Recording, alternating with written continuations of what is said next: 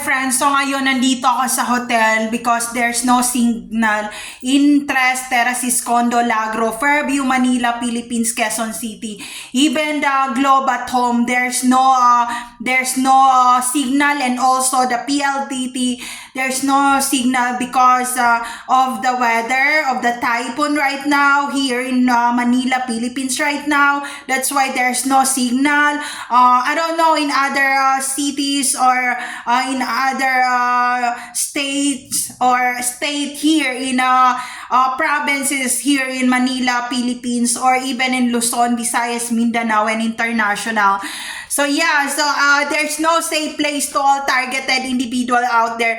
Take care always, everyone. And meron akong pinost na hindi nabura siya sa aking YouTube channel. I don't know who's the one who manipulate my channel and also delete those information, a very important information behind of my silent for more than 20 years happening into my entire life, and also my 19 years straight married housewife. Right now it's getting broken and broker and brokest, and getting poor and poorer and poorest right now. Naghihirap na ako, and wala na ako masandalan, wala na ako mapagsabihan, because if you talk honest or truth behind your back, all those people want to hurt you. That's why what's happening. Kaya kung magsasabi ka ng totoo, maraming tao ang magsasabi na hindi totoo yan, hindi totoo yan. Pero alam ko, meron nakakadinig sa lahat ng reklamo ko. So ayun, kaya nung time na si Hero sa school ay sulatan ng kaklase niya yung damit at hinubaran. And I'm so mad of all time because there's a traumatic behind my silent. Because when I was high school, bago ako gumraduate ng high school talaga, there's a gang rape happening to my in the school, na pinuslit nila ako sa campus. And sabi ko, please bitawan niyo ako. If there's a classmate or my schoolmate see that that people is pull over me and put me in the commuter truck, yes, and also they are sabotaging me. Nag-connection yung commuter truck na yon na ipuslit ako kasi nandoon sa driver na yung kung nandoon na ako na humihingi ako ng tulong po, pababahin niyo ako sa truck. Sana itong si Manong driver, hinampas niya ng tubo itong si estudyante na lalaki na tulungan.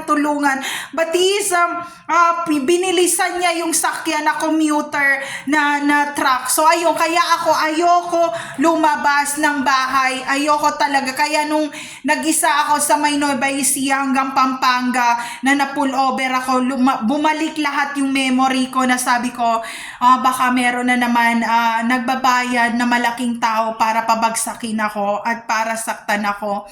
So ayun, kung sino ka man, bahala ka sa buhay mo. Do what you want. Hit me, kill me, harass me, or do slaughter me, or cut me into head if you can do it. I expose all of you people.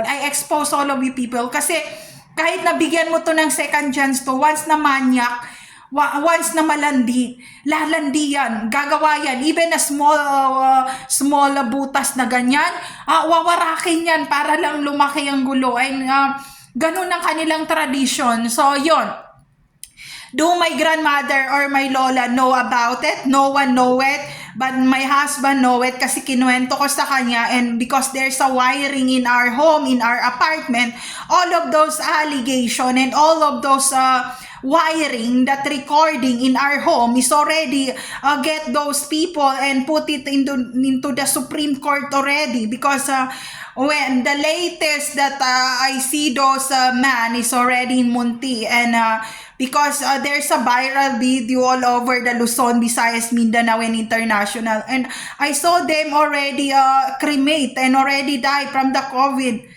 So ayun, siguro meron din silang mga na gang rape na mga babae, and they already go in the Supreme Court or in the secret agent to get all these men and put in jail, and also harass, and also tortured, and when they, kumbaga wala na sila makuwang dagta or sperm sa mga taong to, yun na yun, hinedcut nila at ikinremate na rin at sinabay na nga yung COVID. So wag ako. So yun yung nangyari na yun. And nung gang rape na yun na nangyari, mag-isa lang ako, and na gang rape because they already magkakakilala na sila. And ang nangyari lang, yung boss nila yung nang gang rape, and sabi nung boss, ayoko na siyang ibigay sa iba kasi masikip ang puki niya compare doon sa mga burikat dito sa kapitbahay. Yun yung sinabi niya. So those high school kids already psychopath issue in their mind. Meron na silang psychopath issue talaga. So hindi ko sinabayan si Kuyang Manyak sa kanyang issue. So ayun, meron dong mga baril ganyan, and then sabi niya, barilin mo ko ganyan. Sabi ko, ayokong barilin ka, magbagong buhay ka, and wag mo na akong get out of my way, and don't ever following me everywhere from Luzon, Visayas, Mindanao, and international. I did not get your money. I don't want anything. I don't steal or stole or nakawin lahat ng meron ka, pati yung pangalan mo hindi ko yoyorakan. Get out of my way and don't ever following me again. Tapos na yung parang nagigilty siya, and nung time na nasa college ako, pumunta rin siya at nag-aral siya nung time na yon, and nakwento ko na to sa asawa ko lahat, nasa record na to ng wiring kung saan man siya ngayon. And siguro may mga gustong magkaroon ng pera, tapos ito naman si psychopath na to na maraming pera, ginawa nila ng paraan para lang kumbaga madansyun at matorture at madalas sa munti para magbagong buhay, pero hindi nagbagong buhay, patay na siya ngayon. So ayun, parang nanaginip ako, and he said na please go back to Cotabato City, Mindanao, and bumalik ka na sa pag-aaral, ganun. And nung tinignan ko yung mga YouTube na mga nagpa-viral, matagal na pala siyang tinotortured, ganyan, and wala naman akong ginawa or hindi naman ako nagdasal para patayin si ganito or patayin si ganyan. So, kung saan man siya ngayon, rest in peace sa kanya, and I don't keep this secret kasi malay mo, paglabas ko sa hotel na to, patayin din ako. And ayun, wala akong sama ng loob sa kanya. Kung nabuntis ako sa nangyari na yun, hindi kasi nga wala siyang sperm talaga, and pumunta yung nanay niya para ipa-hospital siya, and sinabi na bago pa siya umuwi ng Cotabato City, Mindanao, dumaan na pala siya ng munti kasi nga nakapatay na siya sa Samar. Yun ang sinabi niya. And dahil nga nung time na yon, nag-i-enroll na ako ng nurse nung time na yon. Sinabi niya na orasan natin kung merong lalabas, ganyan, and then sabi ko, wala ka ng sperm, ganyan, saan ka ba galing? Sabi ko sa kanya, and then umiyak siya, sabi niya, wala, sabi niya, anong gagawin ko? Tapos parang tuliro siya, tapos meron siya mga kasama. Sabi niya, nagdala siya ng baril, sabi ng mga kasama niya, iputok mo. Sabi ko, wag kayo mag-away, tingnan nyo kung may mga sperm din kayo, then pinaprank kayo, wala kayong sperm, ganyan, and sabi niya, umuwi ka muna.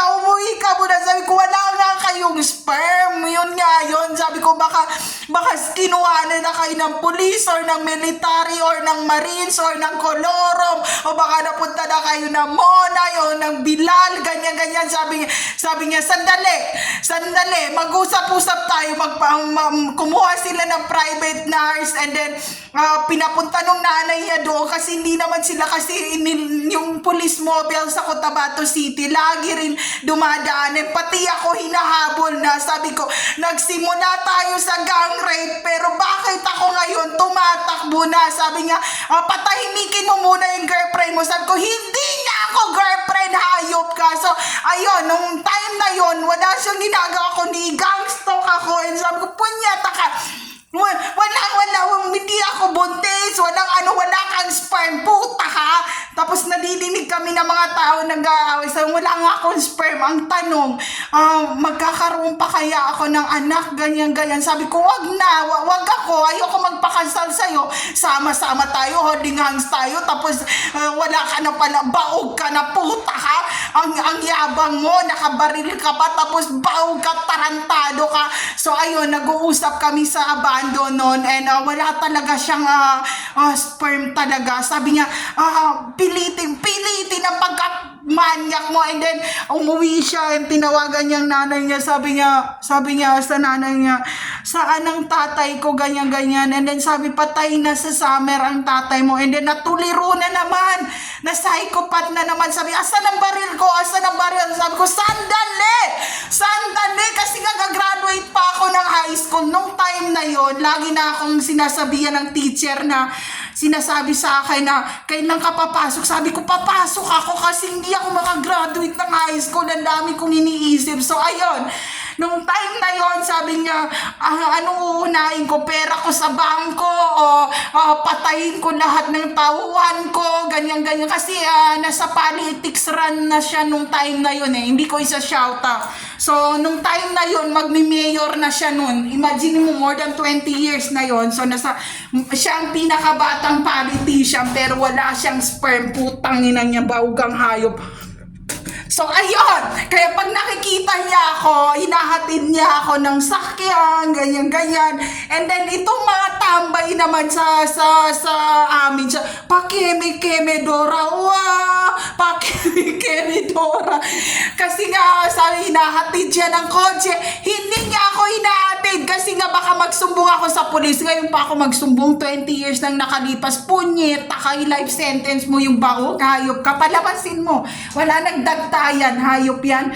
So, ayun, sabi ko, oh my God, naiyak-iyak ako. Sabi ko, magna-nurse ako. Ang problema, di punta na ako sa school, magna-nurse na ako nung time na yon. Ang problema, ang nanay ko na naman, sabi niya, ang nanay ang inuuli ng police mobile. Sabi ko, saan nakukuha ng pang-enroll? Di tinext ko ang nanay ko, sabi ko, akin na ang pang-enroll. Sabi niya sa akin, wala na, naunahan na pinang-absuelto ko, dahil kinulong nila ako sa police station na number ganito. Sabi ko, wow, ganyan naman ako. Sabi ko, wow, buisit na, mag-enroll. And then, nag-text ako, sabi niya, may purpose, ganyan. Sabi niya, puntahan mo si gwapong politician. Sabi ko, hayop ka! Baog siya! Baog! Ang hayop. So, yun. Nung pumunta ako, sabi niya, magkano uutangin sa enrollment? Ganyan. Sabi ko, wala akong sasabihin sa media, hayop ka. So yun, nung time na yun, nandun ako sa Catholic Church, umiiyak ako din nga. Sabi ko, wala akong pang-enroll, and then meron pang gang rape, meron pang police mobile na ganyan. Di ang nangyari dahil si gwapong gangsta ayaw magpatalo kasi sabi niya, ang aking idol talaga ay si Joker. Gusto ko magpatato ng marami talaga na mala Joker. Sabi, Joker pero baog ang puta, ganyan. So ayun, so nakita kami sa abandon na nung mga kagangsta niya, sabi niya, gumagawa sila ng empire kasi gusto nila ipagawa yung abandon na bahay sa subdivision. Nakikita na kami sabi nga, hayop na. So nandiyan ang police mobile, sabi niya, palibutan niyo yung girlfriend kasi yung girlfriend ang nakawin pag si gwapong hindi ayaw ayaw magpa-hospital na hawakan ng kanyang titi. Ayaw niya magpa-hospital kasi wala siyang sperm talaga, and nahihiya siya kasi mahihiyain siya, and also there's a politician issue, and baka pagtawanan siya pag nakahawak ng baril, matapang, pero pala wala nang baog na pala, wala siyang sperm, di ba? So yun, naiiyak ako. Sabi nga, sa magkano ang utangin, ganyan. Sabi ko, wala akong utangin. Sabi, anong gustong kainin? Sabi ko, wala, uwi na ako ng bahay kasi nga marami pa akong iniisip. Tapos nung nag-college ako, nag-college na naman. Nag-college siya. Tuwing magkikita, meron siyang inutusan ng mga pabebe sa school na yun, pwede raw kayo mag-usap doon sa abandong, ganyan. Naka-wiring ako, di sinusundan din kami ng police mobile. Sabi ko, ayoko. Tapos ito na namang isa na nasa sabi, palibutan nyo. Tapos nangyari na maraming mga pangyayari. Pero yun, kung saan man siya, rest and peace, punyet, hanggang ngayon, 20 years na nakalipas, hinahabol pa rin ako ng police mobile. So ayun, di ba? Astig kami, hayop ka! Wisip ka, we. Tapos pag kinuwento ko naman sa asawa ko, sabi niya, B, lumalaki ang tiyan ko. Tapos, binubwisit niya ako. Sabi niya, B, walang kikilos. Nakikita ba yung tiyan ko dito sa gilid ng pintuan? Pag nakita mo, it means ito yung babaril mo. Punyeta ka! Binabalik mo naman ang aking teenage life na lagi kaming hinahabol ng police mobile. Matagal na nangyari. Tapos sabi niya, kaya kinuwento ko yung, kaya nung time na yun, sabi niya, hayop kang tiyan ka, gusto na kitang tapyasin, men. Kumuha siya ng kutsilyo, tatapyasin niya, dahil sobrang taba na raw niya. Sabi ko, B, wag, ma-life sentence na naman ako. Sabi ko, B, pauwiin niyo ako. B, pauwiin mo niyo kami na mga bata. Sabi ko, wala uwi. Gaganyan yung mata niya. Sabi ko, B, nangyari na to nung high school, mangyayari na naman. Kaya lagi doon kami sa, hindi ko nga pinuntaan yung abando na yun eh. Pag dadaan ng police mobile, maghahabulan yan sila, magbabarilan. Sabi ko, lalabas muna ako sa punyeta kang babae ka. Sabi ko, kaya yung, kung meron kaming ginagawa doon, wala na, simula nung nalaman niya na wala na siyang dagta at saka sperm, parang naging kaibigan na kami. Wala kaming ginagawa sa abando. Ang issue niya, nung last na punta namin doon na umiiyak ang punyeta dahil na hold up siya, hindi kami pinapapasok na doon sa abandon. Sabi niya, may bagong empire na naman dito na kumbaga kumukuha sa teritoryo dito. Sabi ko, bumalik ka na lang kaya ng Samar. Sabi niya, bumalik ng Samar, sinisira nila mga gamit ko doon eh. Wala naman doon ang nanay at tatay ko. Sabi niya, yan, pag mayaman ka, lahat sa'yo pera, lahat ng pera, pwede kang humiga sa pera, pero ang problema, wala kang kasama sa buhay. So yun, sabi ko, ayokong umutang sa'yo. Kaya yun, ni Piso, hindi ko siya iningnan. Sabi ko, ayoko nga. Sabi niya, ang hirap mong mahalin, hayop ka sa lahat ng naging babae ko na lagi na lang umuutot ng pera ko. Ba't ni Piso ayaw mong humingi? Sabi ko, ayoko ng pera mo. And sinabi ko rin yun sa asawa ko, once na niregaluhan mo ako ng Gucci, ng mga Chanel, ng Louis Vuitton, gigilitan ko ang Louis Vuitton. Sabi, wag na bilhan, abnormal. So ayun, hinabol-habol kami ng police mobile na yon. Minsan punta kami doon sa ibang lugar na yan. Minsan iikot kami ng Notre Dame. Itong isa na naman, may pagka-psychopath. Nagdadala rin siya ng mga sigarilyo niya. And then, minsan hihiramin nila yung tented na salamin na kotse. And then habang sabi niya, umuusok na ba? Umuusok na. Sabi ko, umuusok ang hayop ka. Hindi ako mag-asawa ng gangster. Yun ang sinabi ko sa kaya, ibaba mo yung And then, ayun, nung time na ginugol niya, ni-message pa niya ako, sabi niya, mukhang meron nang gagaya sa'yo dito sa Cotabato City, Mindanao na to Bakit siya nagpagawa ng media account na pareho sa pangalan mo, ganyan. Sabi ko, hindi ko alam, ganyan. Sabi niya, maikutan nga dito, pansamantalang nakabakasyon ako ng Cotabato City, iikutan ko itong mga puta na to, and then baka nung inikutan ng punyeta, baka umulan, nagkabarilan, ganyan-ganyan, hindi ko na alam. So, ganun din ang asawa ko. Pag sinabing, mawawala ako ng 5 hours to 7 hours to 8 hours, ganyan-ganyan. And, merong time na umuwi siya na umiiyak siya na, makinig ka, makinig ka, takbo mo yung pera ng Luzon, Visayas, Mindanao, and international, kasama yung bata, si Hiro, si Gabi, promise mo yun, and babalik ka na sa college. And ayun, ganun din, nung high school ako, nung hindi ko siya shota talaga, parang nagkaroon ng crime, tapos nalaman niyang baog siya, and parang naging kaibigan na nadaanan niyo ba din, kasi lagi ako naglalakad sa Cotabato City. Minsan yan, sabi nga, isasakay kita, tapos hindi na kita ibabalik sa magulang mo. Sabi ko, lumayas ka dito, hayop ka. Sabi ko, nung nasa Catholic Church naman na parang sumusumbong ako, ganyan-ganyan sa simbahan, nandun na naman siya. Nakita kami ngayon ng taga-Ilog. Sabi, wow! May jowa, yung politician pa na to. So, ang bilis pa nila sa alas 4. Sabi ko, wag mo na akong ihatid sundo. So, ayun, hindi ko siya pangalanan. Mahalay mo, pagdating ng panahon, isa na pala siya magiging president ng Pilipinas. And then, bigla akong matatawa. Tapos, makita niya ako sa munti. Tapos, hahampasin ko siya. So, ayun, kung sinumbong ko siya sa police station, hindi. Wala. Ang tanong, asan ka na? Hayop ka? Inahabol pa rin nila ako hanggang ngayon. So, ayun, hanggang nangyari pa yung nagpa-hospital ako nung wala pa akong papeles sa ibang bansa. Ang asawa ko, sabi niya, kasi nga nag-message ako, and there's someone na naging kaibigan namin, parang asset sila ng mga pulis sa international in the CIA of US, ganyan. Wala silang gamit sa bahay nila, and they are fake parents, ganyan-ganyan.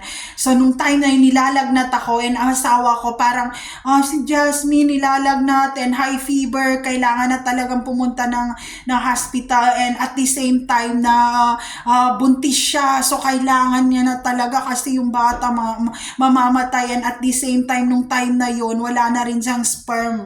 Wala nang sperm ang asawa ko nung time na yun, kaya tuliro rin siya, and si mama, walang time. Nung time na nalaman ni mama na wala na siyang sperm count, kasi hindi na sperm lumalabas sa kanya, dugo talaga yung sa titi niya, and hindi siya STD, ganyan-ganyan, kasi nakipag-sex ako sa kanya, tapos pumunta ako ng hospital to get those blood into my puki nga, kung STD ba, or baka na may sakit siya na malubha, pero sinabi ng doktor na wala siyang sakit na malubha, nasugatan ng titi niya kasi merong matulis na bagay na pinapasok doon sa titi niya, na parang pinapump yung sperm niya sa hospital.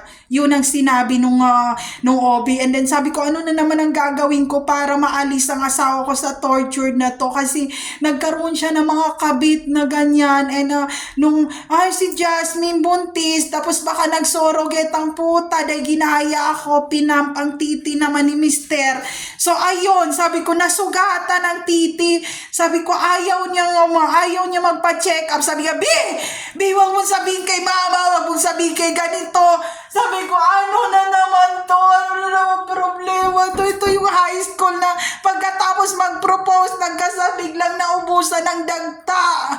Sabi ko, wala ka na namang dagdag. Gamayon ako naman. Sabi ko, ano na naman to? Sabi ko, tawa, ganon. Sabi ko, tumatawa ka. Sabi ko, karma, punyetang karma ka ngayon. And sabi niya, anong sinasabi mo sa akin? Sandali, pumunta akong hospital, kalmahan natin ang hospital, kung kaya kong magpa-check up na wala akong papeles or wala akong dala na identification or residence visa. Sabi ko sa kanya, punyeta ka, yung plate number ko, nakikita yan doon sa parking ng pagkapuki mo. Sabi ko, sandali, nilalagnat talaga ako, nilalag ako. And then, Sabi niya, may issue ka palang putang inang epilepsy, hayop ka.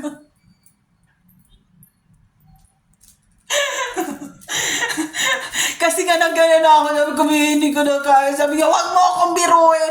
And nagluto siya ng noodles, kanya nga. Sabi ko, hindi ko na kaya. Sabi niya, yung wag mo akong i-life sentence. Sabi ko, hindi ko na kaya. And then, wala na ako mga dugo sa lips. And then, taranta na ako. Hindi ko alam sinong tatawagan ko. And sabi niya, wag mo akong biruin, Sabi niya, magbati na tayo. Bumalik ka na sa dati. Ginanon niya ako. Sabi ko, hindi ko na kaya. Sabi niya, tapos gumagano na yung yung puti na lang ng mata ko, ganyan. And kung meron akong high fever, epileptical issue, meron, kaya hindi ako ammonia, ganyan, tas may ulam pa ngayon, tas sinahabol ako ng mga kung sino man dyan sa labas. Meron akong isyong ganon. Tawag siya, sino ba sa ang hospital dadalhin? Walang madalhan sa hospital na walang identification. Ano, ginagawa mong tanga mga hospital? Nung time na yon, dinala niya ako sa hospital. Ang tagal-tagal namin sa hospital. Tapos nung time na yun, sabi ko, hindi ko na kaya. Sabi niya, mag-behave ka dyan. Sabi ko, labas muna ako magsisiyar. And then paglabas namin ng CR, sabi niya, asa na yung TNT dito? Nagdala sila ng pulis sa loob. Sabi ko, dito tayo dumaan. Sabi ko, kukunin na naman ako ng pulis, ganyan. Then nga, tumawag nga yung hospital dahil nga 4-star na hospital ang napuntahan namin. Hindi clinic talaga. Tapos pagdating nun, sabi, paano yung pera ko doon, Kasi nga, nagbayad pa kami noon ng 2,000 pesos. Sabi ko, mas mahalaga pa sa yung 2,000 pesos kesa doon sa mangyayari sa akin. And then, hinihingal pa ako. And then, sinabi ko na, bayaran ko yung 2,000 mo, hayop ka. I-drive mo pabalik ng apartment. And mga 1 taon bago naman ako lumabas kasi lagi pa rin yung police mobile talaga sa labas ng apartment. And sabi niya, oh my God, kung kailan pa ako magkaroon ng girlfriend, meron palang problema. Kaya yun, nakuha rin ni Hero ni Gabi yun. Pag naulanan, nilagnat. Pag naulanan, inubo. Hindi malakas sa mga katawan nila. So, yun ang problema. So, kaya nung umabot na kami na 19 years, hindi na kami nag-uusap ngayon. Compare sa dati na lagi kami nagtatawanan and lagi kaming hinahabol. Nung time naman na nawalan siya ng trabaho, niligpit na niya yung mga suit niya, yung mga long sleeve niya, ganyan-ganyan. And tinawagan niya si mama naman, nawala na ako ng trabaho, ganyan-ganyan. And nung time na yun, sabi ko, dahil hindi ko naman pangalan ang ginagamit ko sa trabaho, hindi na rin ako magtatrabaho. Kasi akong bumibili mga groceries sa kanya, wala na. Sabi niya, ultimo yung pambayad ng apartment, wala na tayo. Tapos, hindi ka pa pumasok sa trabaho. Yun ang sabi niya sa akin. Sabi ko, ayoko pumasok ng trabaho dahil hindi ko pangalan ang gamit ko sa trabaho. And pagdating ng araw, ayoko bayaran sa kanya yung kung ano man ang meron. Kaya yung pinunit ko yung ginawa ng mga gangster na yun na prat na residence visa. Talagang pinunit ko, tinapon ko lahat, pating SIM card, dinurog ko. And marami na ring hulian nung time na yun na parang kumbaga itong bahay o itong bahay ang pasukin nga yung week. Kaya yung mga walang papel nung time na yun, nanginginig na oh my God, baka dito sa amin ang pasukin. Kaya ginagawa nila, tulog dito isang araw, tulog doon isang araw, tulog dito isang araw, tulog doon isang araw. Naghahabulan sila ng kalsada, ang daming nasisira mga kotse, ganyan sa kalsada. And sinabi ko sa asawa ko na, get out! Sabi ko sa kanya, get out! Sabi nga, bakit? Sabi ko, ako nang bago magre-rent dito, ang punyeta sa magkatapos kita ampunin, ikaw, sabi ko, wala ka nang pambayad ng renta dito, di ba? Lumayas ka, ako magre-rent dito, kasi pwede mag-rent dito kung sino kaya magbayad. Maghahanap ako ng paraan para magkapera. Sabi nga, babalik siya sa pagkaputa. Yun. Tapos sabi ko, di ba may pa-live kayo dito? Ako magla-live stream, tapos may mga nagsisend ng Eastern Union. Sabi ko, ano na yung live stream, ayoko na, yung binasag ko yung camera. Sabi ko, seryoso na to, dahil buntis ako. Buntis! Nawalan ako ng trabaho, wala tayong pupuntahan, buntis na naman, anong gagawin? Sabi ko, pauwiin mo ako. So ayun, pinauwi niya ako. Sabi ko, susuko ako sa mga pulis, ibibigay ko lahat ng identification, and ang daming police station na pinuntahan para sumuko. Lahat yung tinadtad kami ng fingerprint, and isa ako doon sa na-fingerprint na yon, and lahat yon. And habang hinihingal ako, kasi sabi ko, ang baby na lang ang pag-asa ko. And umiiyak siya nung time na yun. Sabi niya, pinauwi. Tapos ayoko dito sa akin, nakabuntis naman siya ng ibang babae. Sabi niya, ayoko sa kanya, sobrang boring niya. Lagi siya nagtatrabaho, wala siyang time. Sabi ko, uwi na ako, ganyan. Sabi niya, yun, tinali siya sa simbahan ng babaeng yun dahil selosa ang puke niya. Putang ina mo wag ang taga Cotabato City ang pahiyayin mo sa media, lumabas kang hayop ka tarantado ka. So ayun, yun ang nangyari na yon. Sumuko ako, and then sabi ng police, bigay mo lahat ng pangalan, lahat ng identification, ilagay mo dyan ano mo. And kung hindi mo gagawin, sasaktan ka namin ngayon. And sabi ng mga kasama ko, bakit siya ang pinakamatagal? Kasi may mga usisero, hindi ako nagsasalita kasi hindi naman niya ako kakausapin ng malakas kasi nga pabulong niya akong kinakausap. Sabi ko, lagay mo yung kamay mo dito, and then nasasaktan yung mga daliri ko. Syempre, sindikato ka, how do you expect kung may VIP treatment ba, ganyan. And nakasaglas ako. Itong mga nasa labas, parang kinakatakot. Ang tagal ng interrogation, ganyan. And nasasaktan yung mga daliri ko sa pagpindot ng finger, ganyan. Sabi ko sa kanya, dahan-dahan lang, ay bibigay ko lahat ng pangalan, ganyan. And hindi sila nagsasalita. And then, dali naman sa ibang police station. Dinala naman ako sa ibang police station. Pina-fingerprint na naman ako. Pagdating na naman sa isang police station, another police station naman. Nakailang police station kami. Wag ako biruin mo. Ang dami kong fingerprint from Luzon, Visayas, Mindanao, and International, NBI, and local NBI. Meron ako lahat. Lahat ng pangalang ginamit ko na doon sa NBI lahat. Magtago ka na Masyado mo ako pinahirapan.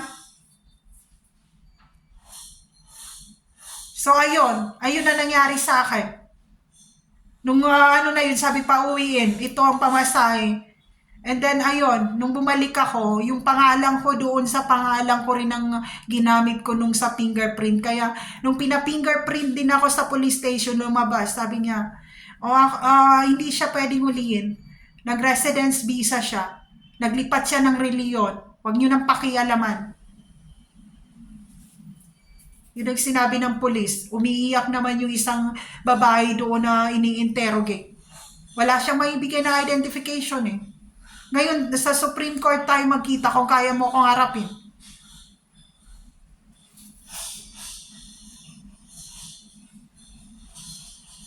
Di ako natakot.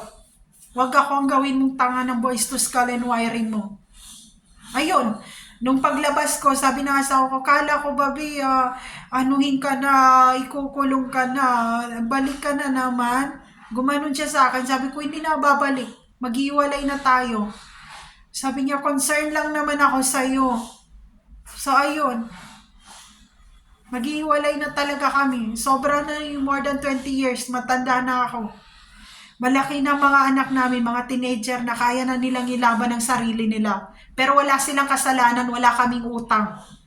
Lahat yun, nagbabayad kami ng taon-taon na tax, naka-cleared kami lahat, binigay ko lahat ng pangalan. Pati yun, yung pangalan na pinagamit sa akin ng prat na yun, pinadala ko rin yun sa police station. Lahat ng copy na yun ng Xerox, pinuntahan ng pulis yun. O ano, saan ka ngayon? Hayop ka? Ako ang hindi mo mapabagsak. Tarantado ka. There's no safe place to all targeted individual out there. Take care always, everyone.